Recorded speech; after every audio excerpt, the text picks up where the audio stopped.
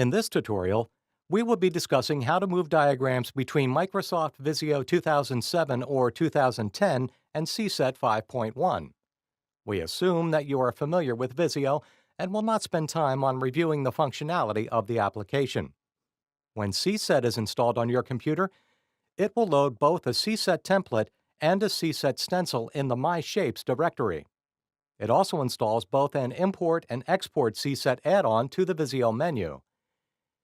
If you install Vizio after CSET, then you must manually make changes or reinstall CSET.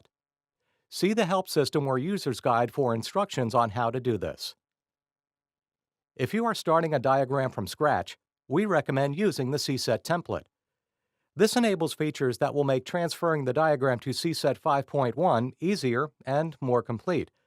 It also automatically enables the CSET component stencil. These shapes have properties that are used in CSET questions and analysis, and are recommended if you plan to export them to the tool. You will see several unique fields in the Shape Data window that pops up when you place a component shape on the diagram. We'll add several components to the diagram.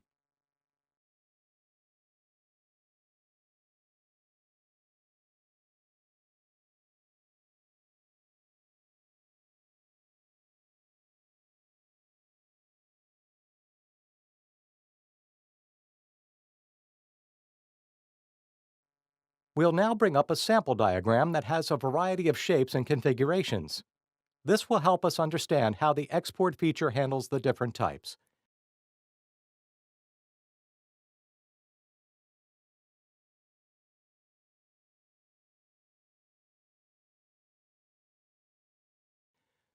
The two zones and the components shown in the zone are from the CSET stencil and should have no problem exporting into the tool. These shapes, shown on the top of the diagram, are taken from generic computer and network shapes provided by Microsoft with Visio. They could also be taken from other available stencils. The shape type or shape name can be very useful in the mapping process, as we will see in a moment. The shapes shown in this area are all made from the building blocks of lines, circles, rectangles, and text blocks.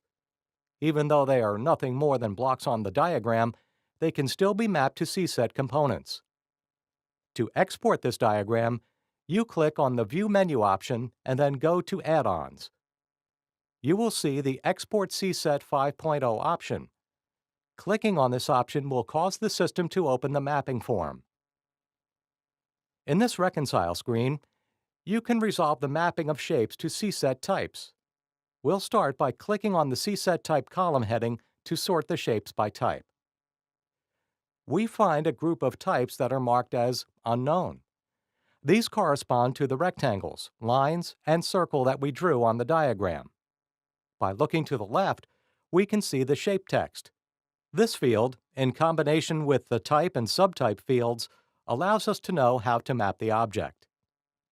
We map the unknowns by double-clicking on the type to bring up a drop-down list and then replacing the unknown type with the more accurate name. We've reconciled the components. Now we can map the rectangle to a zone type. You should perform a final sanity check on the list to make sure everything is addressed. To prepare the file, click on the Export button. This will cause the system to create a .csetd file.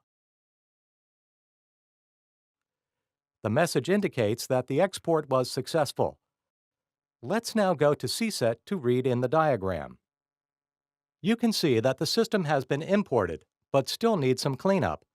Typically, the changes are related to sizing or placement differences, especially with block shapes. We will fix a few items to make things look more consistent.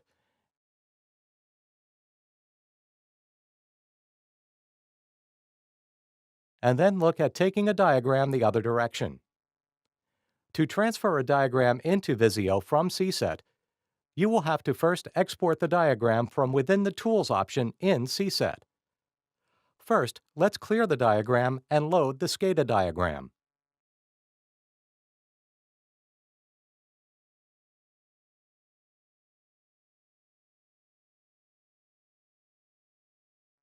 We'll make a few quick changes for demonstration purposes. We will now remove several components.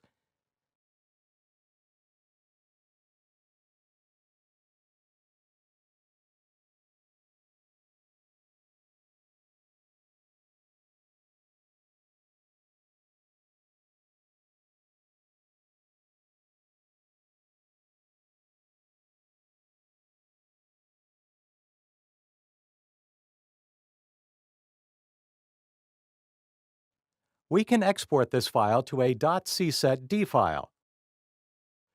We'll name it Example SCADA.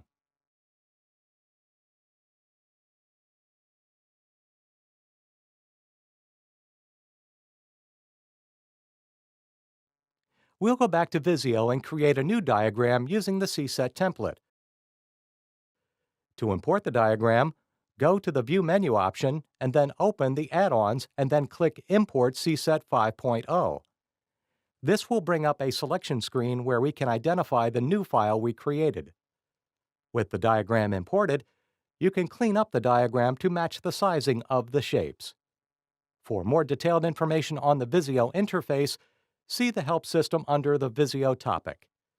This concludes the Vizio interface tutorial.